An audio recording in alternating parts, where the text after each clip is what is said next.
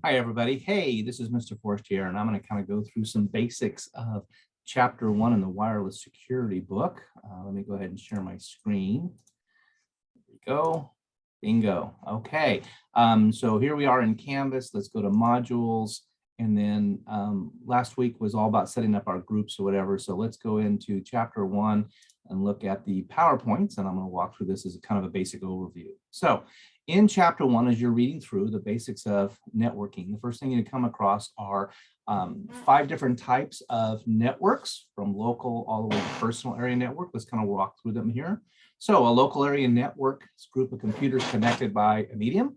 That local area network in the old days, we would think about what's at home versus say what's at school versus what's in our doctor's office. It just simply means everything is pretty much local together.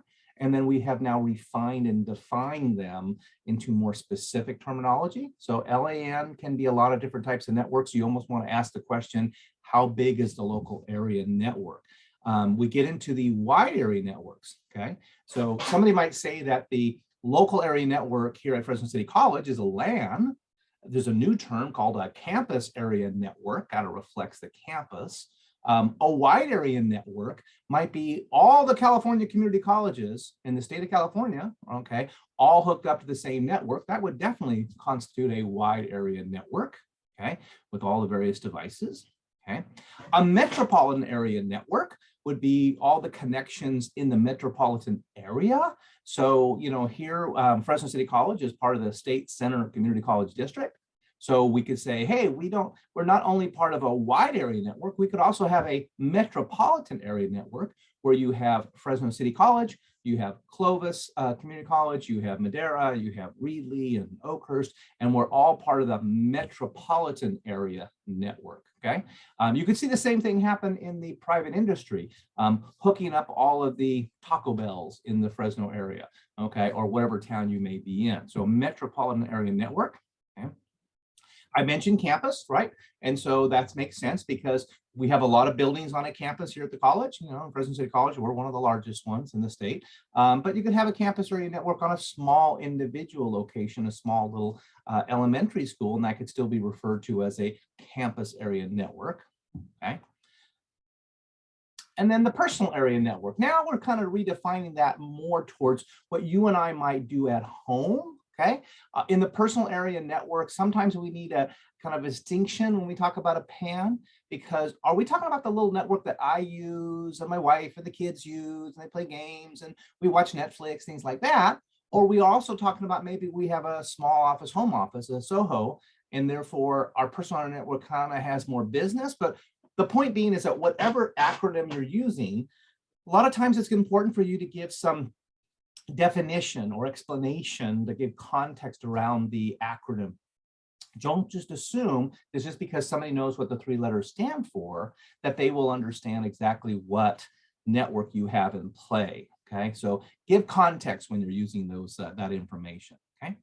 The next part of the chapter is going to also go into network topologies, how we hook up networks together. Now, these are wired topologies. So the first one is the old style, which was a bus technology.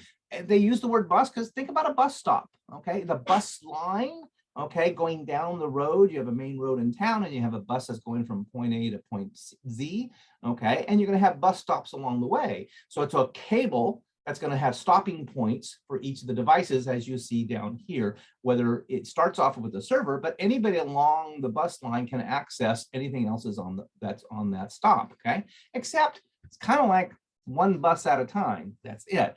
Now, if the bus line were to break down here and you were going from this direction, then all of these other ones to the left of that, just like when a bus breaks down, all the stops that haven't been stopped at yet, yeah, they're offline, right? We don't have access to them.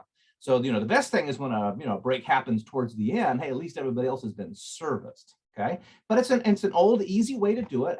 We basically run a coaxial cable and we run it to each computer and we go out, we have a T connector and we got a T connector and we got a T connector and so on.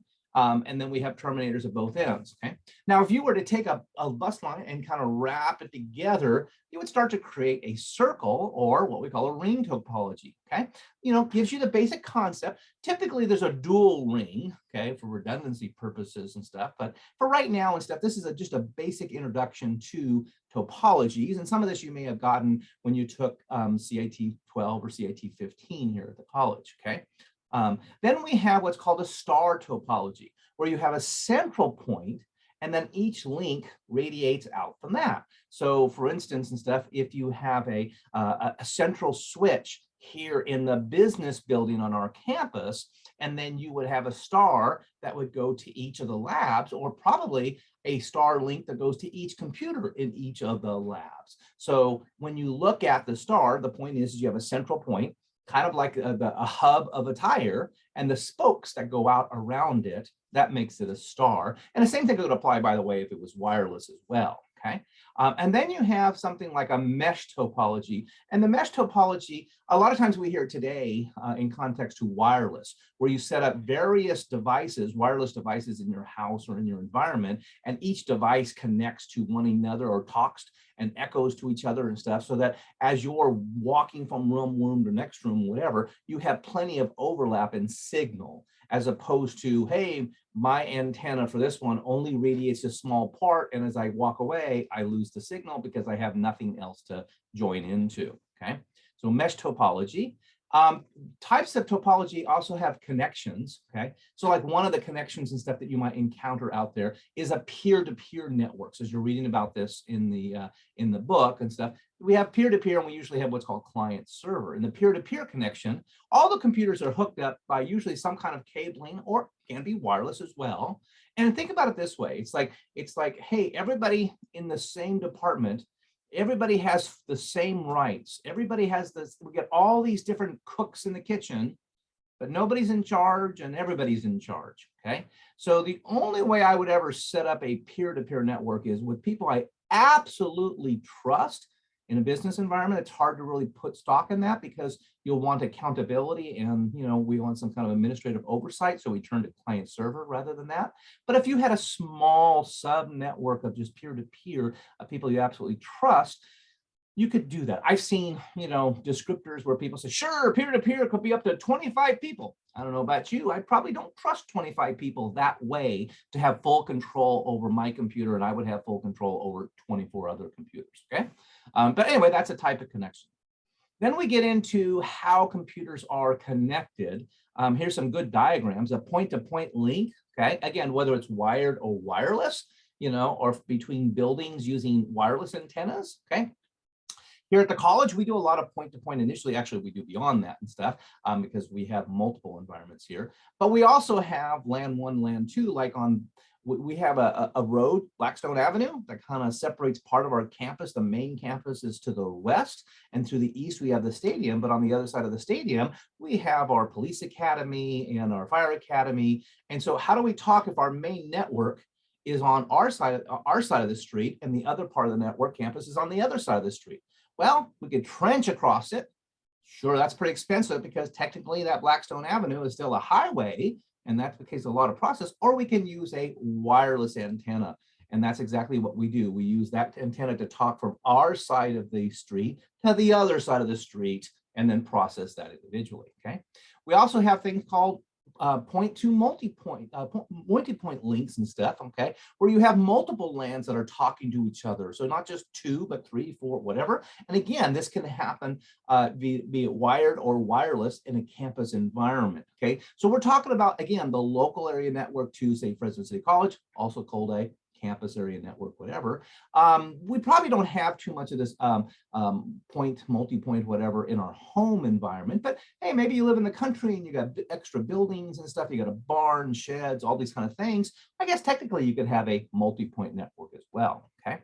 Now we get into what's called the OSI model. Now the OSI model is an open system integration model. It's a way that we use to create networks or troubleshoot and evaluate networks. There are basically 7 layers to the OSI model. Now there is a sister to this called the TCP/IP model, and that is basically just takes the top 3 layers and kind of makes one big lump out of them. okay, still does all the same things, but has that process of what the layers are. So yeah, in some ways you really kind of have to memorize application, presentation, session, transport, network, data link, and physical. If we think about just the simplest approach, that the physical is the actual cabling wire that we're using, or the communication that we're using between the two computers or multiple network computers, whatever, that coaxial cable, that's a physical. All the way up to the application, and the application might be your browser to go out to the internet, or you might be using a mail server, or you might be using file transfer protocol, FTP, okay, capabilities. That's your application layer, okay? Below the application is your presentation. That's your operating system. You know what? I have a video here that I want to share, okay? There was a guy by the name of Eli, who you can find his video on the web here. So let me go ahead and get Eli. So hold on a second. Here we go. I'm going to get him here and re-maximize this screen. There we go. And I'm going to play some of Eli because I think he does a really good job. So just kind of sit back and take some notes. And again, this is just to supplement what you are reading about in chapter 1. Here you go. Let's see. OSI model. Okay, so the OSI model. This is just OSI model. There you go. Okay. The OSI model is made up of 7 layers. The layers from top to bottom are for what is closest to the end user, so what the user is interacting with, all the way down to actually shooting the information out on the network. So the first layer, the top layer, layer 7, is called the application layer. Now, the application layer, this is the layer that the user is actually interacting with. So things like Firefox or Internet Explorer. If you're going onto a website, the application layer for that whole communication with the website is Firefox, Internet Explorer, Safari, Chrome, etc. This is the layer that the user is actually interacting with the information on. So if you're doing email, this would be the actual Outlook application. Underneath that is what's called the presentation layer. This layer is basically the layer that the operating system is on. So you interact with the application layer. That sends information down to the presentation layer, which is generally like I say, the layer that the operating system works on. Underneath the presentation layer, you have what's called the session layer. The session layer is the layer that deals with the communication, creating a session between the two computers.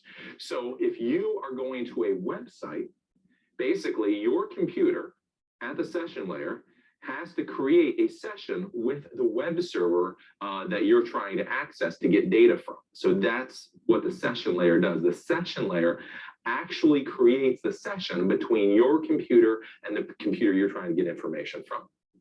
Underneath that is called the transport layer.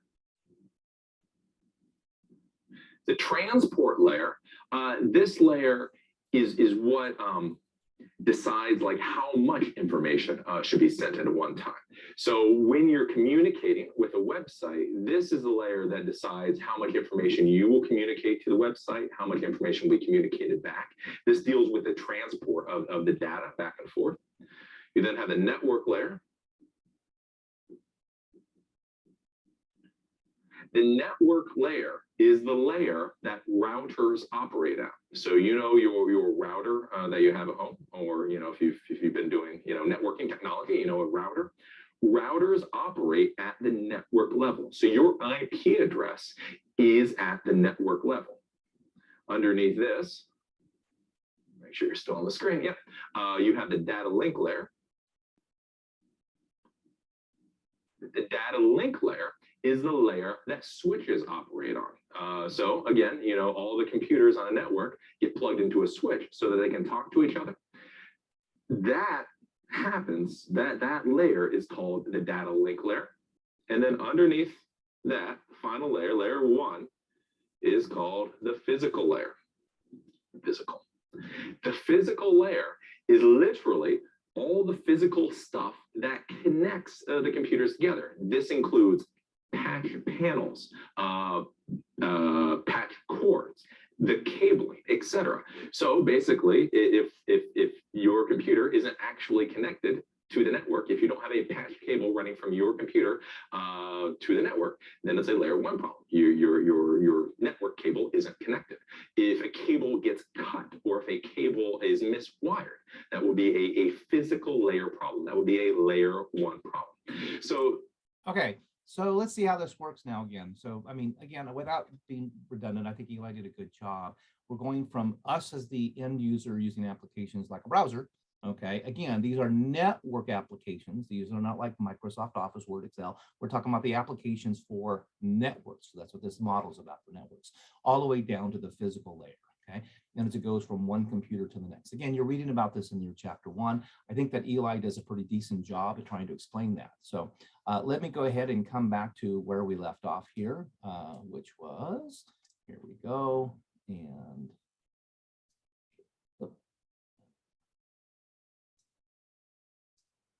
put this over here, and this over here, okay, and remaximize the screen. And again, we were talking about the OSI model, okay? Now, the last thing you get into the chapter are addressing, device addressing, okay? Now, each personal electronics and stuff, whether it's your cell phone, your tablet, every network card has what's called a MAC address. That's a unique serial number that gets assigned through the manufacturers, okay? So we can say this is not just really serial number, but kind of like a serial number, but it's unique to that device by the manufacturer. This way we know that that address is what's actually talking to the network, okay? And then we have the other side of addressing, such as IP addresses, and those are the more common things, and that is just going to be your 4 octets, 198.162.1.1 or whatever, something like that in that process. So here's an example of a MAC address right here, okay? And you might find that in your devices. If you look up on your cell phone in your about or your settings, whatever, your general settings, you'll find the actual MAC address for your cell phone. Your logical address here, okay? Again, we'll have something that will kind of give you the context of a app. Here we go. Is that a little bit better? There you go. Okay. Of your IP address for your network. Okay. So I'm sorry, here you go. Logical device addressing. You have your network address, you have your host address, and you are basically 4 octets that do this. Now, the IP address you could look up, say for Fresno City College. We use a name like FresnoCityCollege.edu, but there's actually an IP address that's assigned to it as well. Okay. And so you could actually key that in versus keying in the name. Okay. And then we finally have in the chapter something called network address translations. Okay. And that is for private mapping of the internet. Now, what I'm going to do is Professor Messer also did a pretty good little run here on address. So let me drop into that here for a second. Here we go. Here he is at. And then I'll come back up here and maximize. Here's Messer's ones. Here we go. And let me maximize on the that. internet, it's estimated there are over 20 billion different devices that are communicating, and we are increasing the number of devices all the time. And IPv4 only supports 4.29 billion addresses, and we're certainly well over that particular number. The IP address space for IPv4 is also exhausted. If you wanted to get a new IPv4 address that was public and on the internet, you would not be able to easily obtain one. So how are we able to have all of these devices communicating on the internet without actually having enough IP addresses? We're able to use a technique called network address translation, or NAT. This isn't the only reason we might want to use network address translation, but it is one of the most common reasons that people implement NAT on their local devices. We're able to use network address translation to increase the number of available devices because we set aside some very specific IP address ranges as what we call private IP addresses. This comes from RFC, or Request for Comment, number 1918, and it specifically defines what these private IP address ranges would be. This is a very big chart that includes the range, the number of addresses, the classful description, the subnet mask for the range, and the host ID size. But if you're planning to memorize any part of this, it's this first column that is the most important. These are the private IP addresses that you need to know. The first range is 10.0.0.0 through 10.255.255.255. The second range is 172.16.0.0 through 172.31.255.255. And the last private IP address range is 192.168.0.0 through 192.168.255.255. If the IP address of your device is an IP address that is in any of these ranges, then you are using a private IP address, or what you might hear called an RFC 1918 IP address. Very simply, network address translation is when a device changes an IP address as it's communicating through the network. This is commonly done using a router. And in this particular example, this router is providing that translation functionality. On the left side is our private network. And you can see a private address range of 10.10.20.0/24, which means your router and VALA, the device on the left side, are all communicating using these private IP addresses. But VALA would like to talk to the ProfessorMesser.com web server, and you can see that Professor Messer has a public IP address. We need to find some way to have our private addresses communicate to these public addresses and back again. So we'll use our router to perform that translation. VALA will send an IP packet to the Professor Messer website, which means the source address is VALA's IP, which is 10.10.20.50, and she's sending this message to 104.20.19.63, which matches the public IP address on ProfessorMesser.com. When this packet is sent to a local router, the router recognizes that a private IP address is in use and makes a change to that IP address or translates that IP address to a public IP address that has been previously configured inside of that router. It then sends the rest of that information to the destination IP, and we're able to do that because we changed that source IP to a public IP address. This becomes especially important when we need to send information back to VALA. Obviously, we can't send it to the original 10.10.20.50 private IP address. So the Professor Messer website is simply going to reverse the IP addresses it's received. This means that ProfessorMesser.com will now be the source, and the destination IP will be the translated address that was created by this router. This packet is then sent to router 1, and router 1 has a previous configuration inside of it that says if anything is received on 94.1.1.1, then it needs to be translated to the internal IP address used by VALA. That router then makes that network address translation and sends the packet to its final destination on VALA's internal IP address of 10.10.20.50. Okay, so I'm going to put a post of the full video for both Eli and for Messer, both the OSI model and the network address translation in your Canvas week folder. But I just wanted to give you kind of a basic overview for what Chapter 1 is including. I hope this helps. Let me go ahead and stop sharing here. And I'll stop my recording, and you guys have a great day.